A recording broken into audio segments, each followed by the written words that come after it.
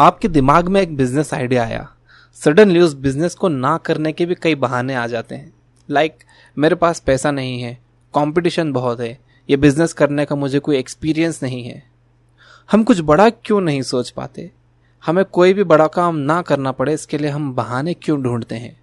और क्या है इसका सॉल्यूशन? आज मैं आपको डेविड श्वार्ट्ज की book the magic of thinking big के एक चैप्टर से बताऊंगा कि हम किस तरह अपनी बहाने बनाने की आदत को छोड़कर बड़ा सोच सकते हैं और बड़े काम कर सकते हैं। डेविड श्वार्ट्ज कहते हैं कि हम सब के अंदर एक बीमारी होती है जिसे श्वार्ट्ज ने एक्सक्यूजाइटिस का नाम दिया है, यानी बहाना बनाने की बीमारी। पहला सबसे कॉमन एक्सक्यूज है, मेरे पास सक्सेसफुल लोगों जितनी इंटेलिजेंस नहीं है। ये एक्सक्यूज इतना कॉमन है कि हमारे आसपास 95% लोगों में ये मौजूद होता है। ज्यादातर लोग दूसरों के सामने ये मानने को तैयार नहीं होते कि उनमें ज्यादा इंटेलिजेंस नहीं है, लेकिन वो अंदर से ये बात मानते हैं। जब इंटेलिजेंस की बात आती है तो हम में से ज्यादातर लोग दो बेसिक गलतियां करते हैं। गलती नंबर 1, हम अपनी इंटेलिजेंस को कम करके आंकते हैं, और गलती नंबर 2, हम दूसरों की इंटेलिजेंस को ज्यादा करके आंकते हैं। इन गलतियों के कारण लोग काफी नुकसान में रहते हैं। वो चैलेंजिंग सिचुएशंस का सामना करने में फेल हो जाते हैं क्योंकि उन्हें लगता है कि उनमें उतनी इंटेलिजेंस नहीं है। लेकिन वहीं एक व्यक्ति ऐसा भी आता है जो इंटेलिजेंस की परवाह नहीं करता और उसे उसका मनचाहा काम मिल जाता है। श्वार्ट्ज कहते हैं कि अगर 100 IQ वाला व्यक्ति पॉजिटिव, ऑप्टिमिस्ट और कोऑपरेटिव है तो उस व्यक्ति से ज्यादा पैसा और सक्सेस हासिल करेगा जिसका IQ तो 120 है लेकिन उसका रवैया नेगेटिव, पेसिमिस्ट और अनसपोर्टिव है।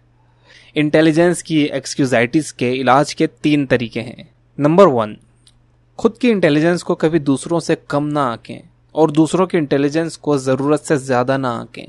अपनी क्वालिटीज को ढूंढिए। याद रखें कि ये इम्पोर्टेंट नहीं है कि आप में कितनी इंटेलिजेंस है, इम्पोर्टेंट तो ये है कि आप अपनी इंटेलिजेंस को किस तरह इस्तेमाल करते हो।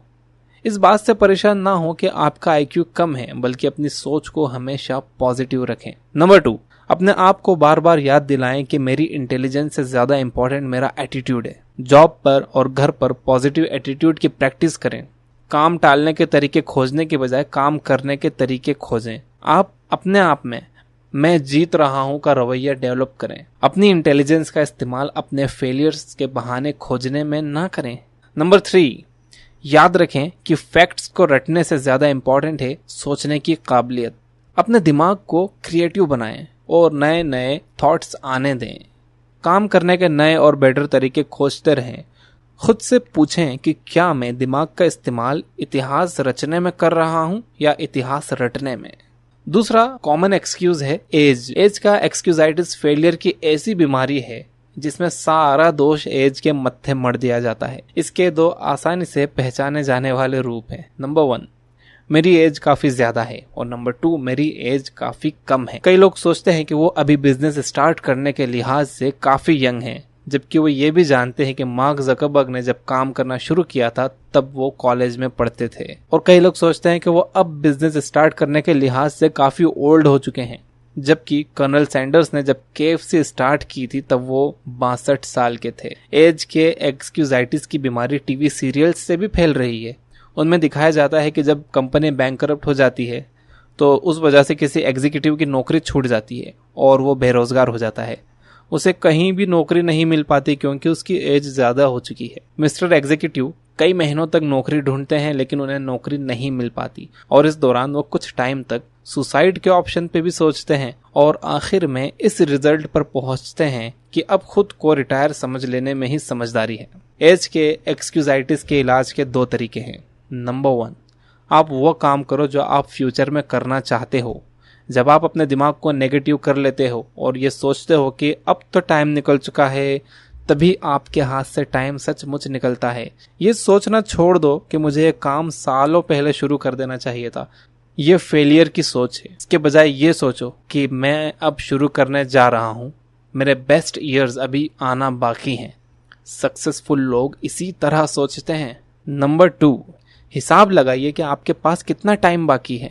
श्वार्ट्ज का मानना है कि बहुत से लोग 70 साल की उम्र के बाद भी क्रिएटिव काम कर सकते हैं। अगर हम ये मानकर चलें कि 20 से लेकर 70 साल तक की उम्र में कोई भी इंसान क्रिएटिव काम कर सकता है, तो अगर आप अभी 30 साल के हैं तो आपके पास अभी 80% टाइम बचा हुआ है। और अगर आप 50 साल के हैं तो तब भी आपके पास 40% क्रिएटिव टाइम बचा हुआ है। बेस्ट टाइम तो भी आना बाकी है। एक और कॉमन एक्सक्यूज है, मेरा तो मामला ही अलग है यार, मेरी तो किस्मत ही खराब है। श्वार्ट्ज ने रोड एक्सीडेंट्स के बारे में एक ट्रैफिक इंजीनियर से बात की। उसका कहना था कि हर साल रोड एक्सीडेंट में करीब 40,000 लोग मर जाते हैं। उसकी बातों का की पॉइंट यह था कि शायद ही कभी कोई सच्चा एक्सीडेंट हुआ हो। हम जिसे एक्सीडेंट मानते हैं वो दरअसल किसी इंसानी या मशीनी गड़बड़ी का रिजल्ट होता है। ये ट्रैफिक इंजीनियर जो बात कह रहा था वो हमें फिलोसोफर और थिंकर्स सदियों से सिखाते आ रहे हैं, हर चीज का कोई ना कोई कारण होता है, कोई भी चीज बिना कारण के नहीं होती। आज बाहर जो मौसम है वो भी एक्सीडेंटली नहीं है, वो कोई ना कोई कारणों की वजह से ऐसा है। हमारे साथ जो भी कुछ होता है उसका भी कोई ना कोई रीजन होता है। लेकिन शायद ही कोई दिन ऐसा गुजरता हो जब हम किसी को अपनी बदकिस्मती का दोष देते हुए ना सुनते हों, या किसी दूसरे आदमी की सक्सेस पर उसकी अच्छी किस्मत की दुहाई ना देते हों। फॉर एग्जाम्पल, श्वार्ट्ज एक दिन 3 यंग जूनियर एग्जीक्यूटिव्स के साथ लंच कर रहे थे। उस दिन इनके डिस्कशन का सेंटर था जॉर्ज का प्रमोशन। कल तक जॉर्ज इन्हीं लोगों की तरह जूनियर एग्जीक्यूटिव था, आज उसे प्रमोशन मिल गया था। जॉर्ज को प्रमोशन क्यों मिला? इन तीनों लोगों ने इस मुद्दे का पोस्टमार्टम किया और कई रीजंस खोज निकाले। अच्छी किस्मत, मक्खन पॉलिश, प्रेशर और जॉर्ज की वाइफ के सोर्सेस, यानी सच्चाई को छोड़कर हर बात कही गई। सच्चाई ये थी कि जॉर्ज इस प्रमोशन के लिए सबसे ज्यादा काबिल था। वो अपने काम को बेहतर तरीके से करता था, वो ज्यादा मेहनत कर रहा था, वो ज्यादा इफेक्टिव था। सीनियर ऑफिसर्स ने काफी सोच विचार किया कि इन चारों में से किसे प्रमोशन मिले। इन 3 निराश जूनियर एग्जीक्यूटिव्स ने समझना चाहिए था कि कंपनी के सीनियर ऑफिशियल्स जब प्रमोशन देते हैं तो वो चारों के नाम लिखकर टोपी में से किसी एक का नाम नहीं निकालते। सोचिए, अगर किस्मत के सहारे सारी कंपनीज काम करें, अगर किस्मत ही ये डिसाइड करे कि कौन आदमी मैनेजर बनेगा, कौन चपरासी बनेगा, तो इस देश का हर बिजनेस चौपट हो जाएगा। 1 मिनट के लिए इमेजिन करें, हम इन्फोसिस को किस्मत के सहारे फिर से बनाते हैं।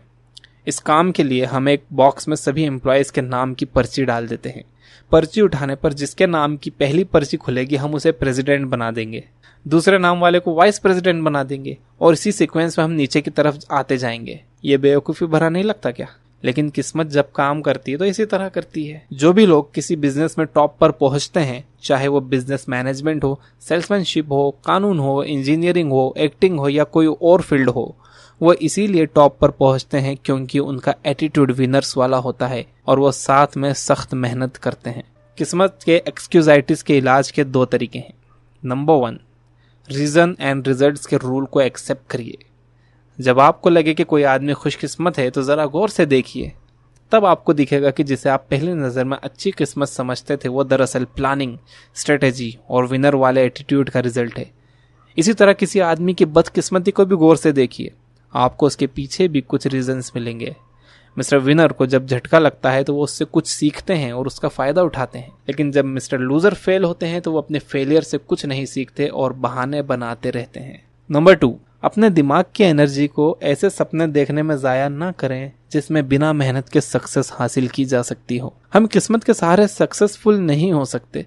सक्सेस उन चीजों में मास्टरी हासिल करने में आती है जो हमारी सक्सेस में हेल्पफुल होते हैं। प्रमोशन या जिंदगी की अच्छी चीजों में किस्मत का सहारा ना लें। किस्मत से ये चीजें नहीं मिला करती हैं। इसके बजाय आप अपने आप में ऐसी क्वालिटीज डेवलप करें कि आप सच में एक विनर बन जाएं। मैंने मेरी last video the compound effect में इस कॉन्सेप्ट को डिटेल में समझाया है, आप आई बटन पर क्लिक करके वो वीडियो देख सकते हैं। तो अभी के लिए इतना ही। ये बातें मैंने आपको डेविड शॉर्ट्स की book the magic of thinking big के एक चैप्टर से बताई हैं। वीडियो पसंद आई हो तो लाइक करना ना भूलें और अगर अभी तक आपने मुझे सब्सक्राइब नहीं किया है तो प्लीज सब्सक्राइब करिए। मैं इसी बुक के कुछ और चैप्टर्स पर और वीडियोस बनाऊंगा और मैं कोशिश करूंगा कि आपको इससे भी अच्छी इन्फॉर्मेशन दे सकूं। धन्यवाद।